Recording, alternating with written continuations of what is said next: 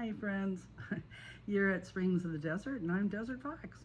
I thought I'd give a little introduction. I am 72 years old. I'm a widow. I'm partially handicapped, a two-time cancer survivor. I have kids and grandkids and one great-grandchild, details later. And I have been an organic gardener since before 1970. I've been canning and cooking and teaching myself how to do things forever. When I was a child, my mother was taking a photography class when I was a baby. My mother was taking a photography class at Pierce College in Southern California. And she got a call one day when I was 6 months old from her photography teacher, and they were filming a Johnson & Johnson baby powder commercial. And they needed a baby.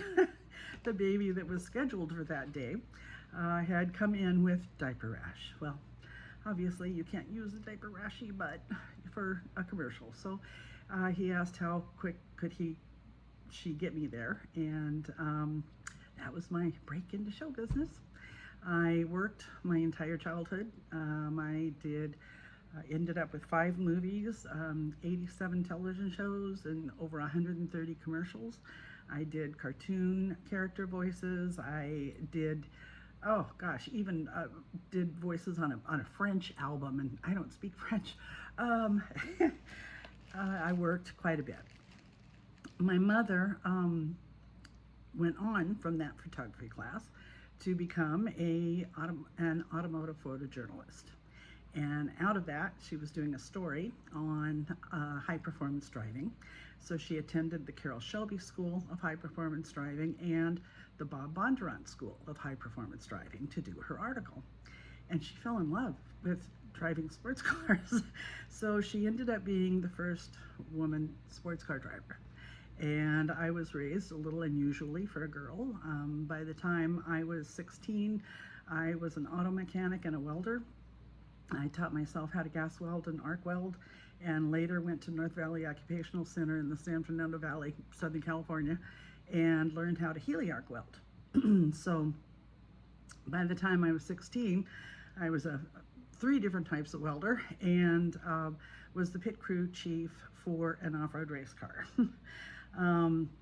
We used to race against Steve McQueen, except the car that we raced was still financed.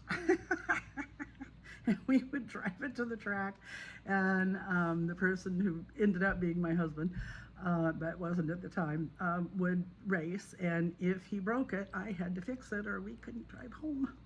So we would take the tires off of it and put on farm implement tires because the rubber was more gushy, and tune it differently and take off the doors and the top and just strip it down to nothing and race it. So that's where I ended up. So when I went to go to work, I was a little bit spoiled by an actress's wages. I didn't want to act anymore. I really wasn't comfortable doing that. Once I was my own boss, I chose not to. But I tried a couple of girl jobs and I just didn't make enough money. It didn't seem worth my time. So I ended up welding for a living instead. I did hippie art shows, and I would take my gas tanks with me to these various art shows and would weld on site. And the little 100-pound red-haired hippie chick gathered quite a crowd. I sold pretty well. And for my day job, I welded gates and ornamental iron panels and custom ornamental iron jobs for people. That ended up growing into my having my own construction company by the time I was in my mid-20s. First, we had S&S Fence. I was married by then. My last name was Sweeney and my husband was Sweeney. So we were Sweeney and Sweeney Fence Company. And then I sold S&S Fence to Western Fence Company, also in Southern California, Panorama City. And I managed the conglomerate. And was the general manager for the company because the old man wanted to retire. So that was that section of my life, and that's why I can talk a bit about construction and metal and welding and things like that, and I understand a bit more in construction techniques than the average lady. I have 5 natural born children. My first one was born in 1970. She was extremely disabled. She had up to 25 seizures a day. Excuse me. And she was permanently hospitalized by the time she was a year and a half. When she was 9, we were told by the hospital that we could finally bring her home, that she was controlled enough to do that. So we were in the process of moving to a place that had wheelchair access when I got the phone call saying that she had passed. She had 2 very bad seizures in one day and had a heart attack during the second one. And she was 9.5 years old. A few months after that, I was pregnant with my first son, and I have 4 other natural children. My oldest son lives with me here in Mexico. My next oldest is a daughter, and she lives in Southern California. I have another daughter, and she lives in Southern California, both of them with their families. And I have my youngest son moved with me and my husband to Mexico when he was in the 5th grade. And he currently lives in Ciudad Obregón in Sonora, Mexico. And my oldest son and I live on the beach called Playa Las Glorias in Sinaloa, Mexico. I have 2 stepsons. The 2 stepsons, one lives in Seattle, Washington, and the other one lives in Albuquerque. And I have 9 grandkids and 1 grand dog. My oldest son that lives with me didn't have children, so he has his dog, and that's my 10th honorary grandchild. And I have 1 great grandchild so far. So that's my kids and stuff. In the middle of my marriage, I single parented for approximately 10 years, a little bit more. And during that time, bought my own home, put myself through college. I never got a single dollar in welfare or food stamps or anything like that. I worked up to 3 jobs at a time and went to school and took care of my kids and gardened. I, thank God, was a very, very energetic person and very strong and very fit. So I was able to do that. I worked on the university campus in between my classes. That was one of my 3 jobs. And I volunteered at the Child Development Center where they took care of my young children free in exchange for my volunteering for them. And the Patrons Association paid for my books, and I kept good enough grades to where my tuition was free, always. So I got my degree in psychology, and I bought a home in Palmdale, California for myself and my 3 children at that point. And my husband changed his life enough to where he moved back into the house, and we ended up with a total of 43 years together before he passed away. And I'm glad I hung in there.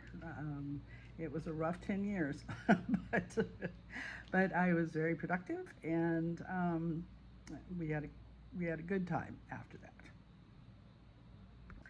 During that 10 years, at the home that I bought, I had a home business where I did a craft business.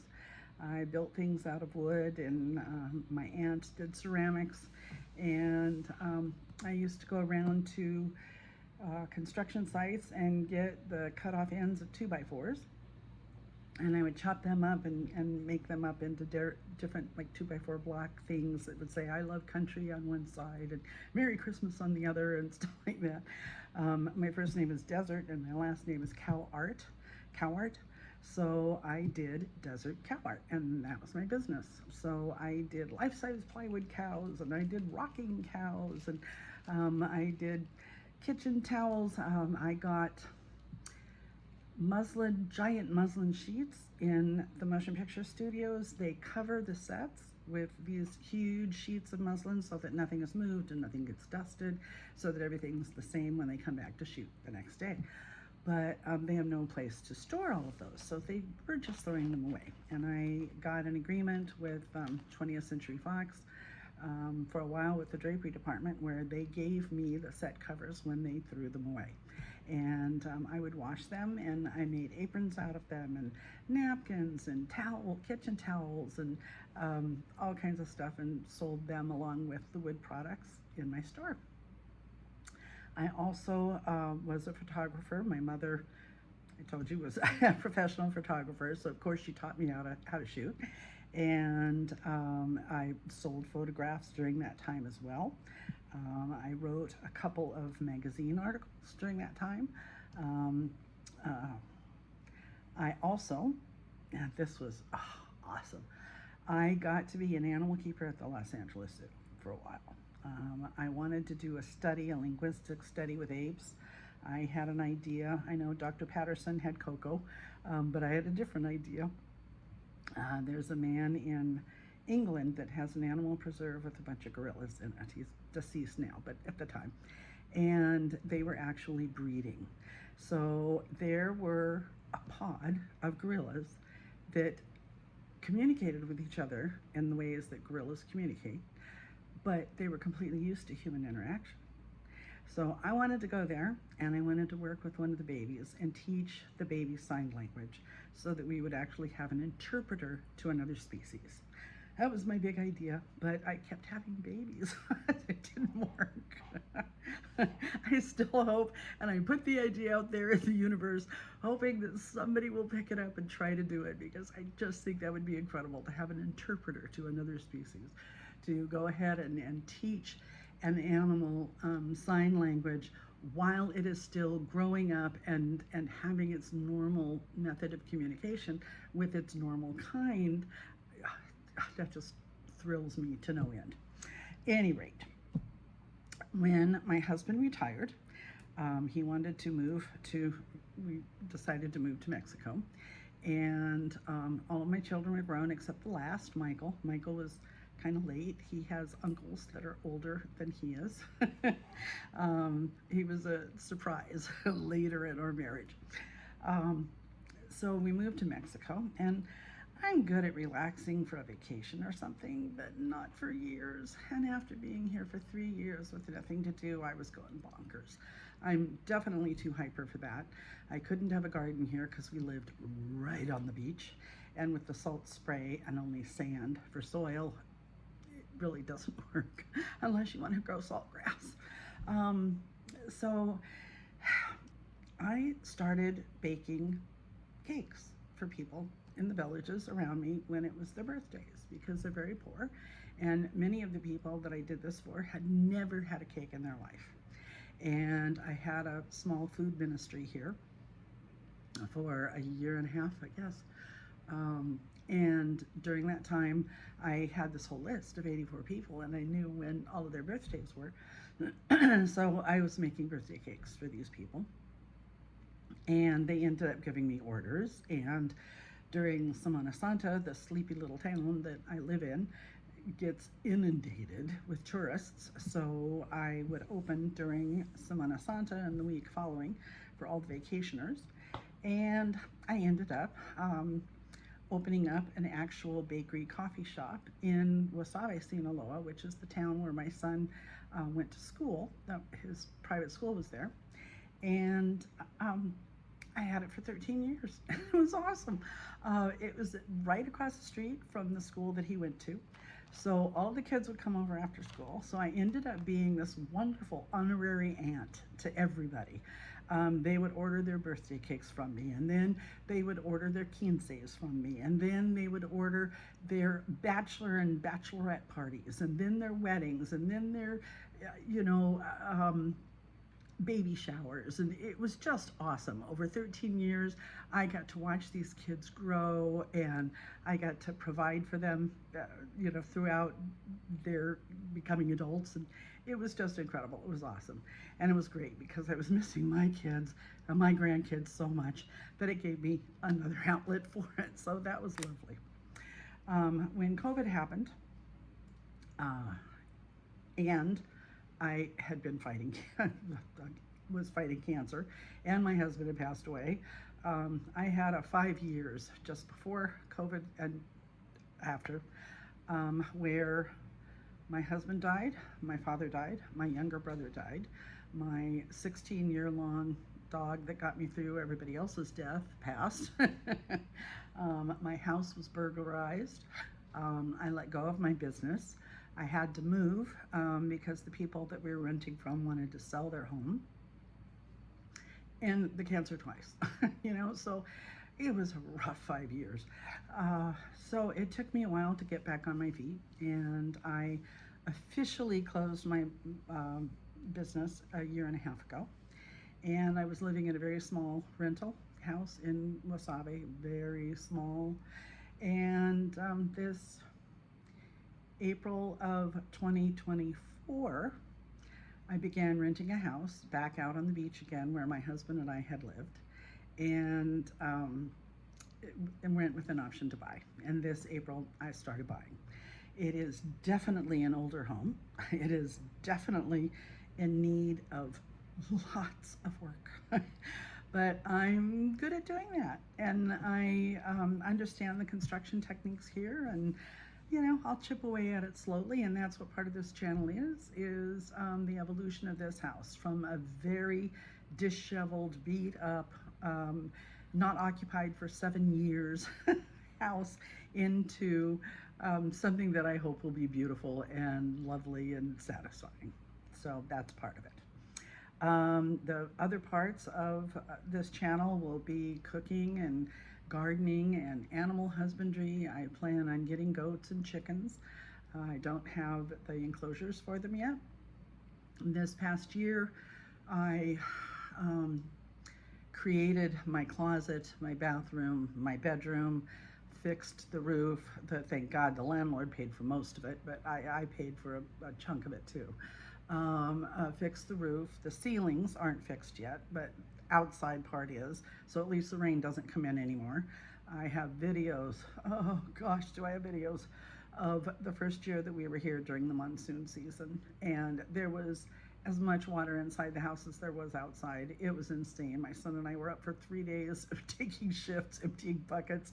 We had 33 different containers out catching drips, and it wasn't even close to enough. And we had beach towels and rugs and blankets, soaping up, sucking, try to say sopping and soaking and sucking all at the same time. It doesn't work.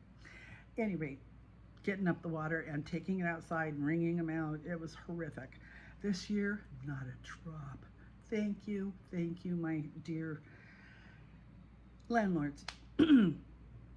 So I want to show you the evolution of my garden. I want to show you, building the chicken coop and building the goat yard and what animals I get and how young they are and how to do that all from scratch.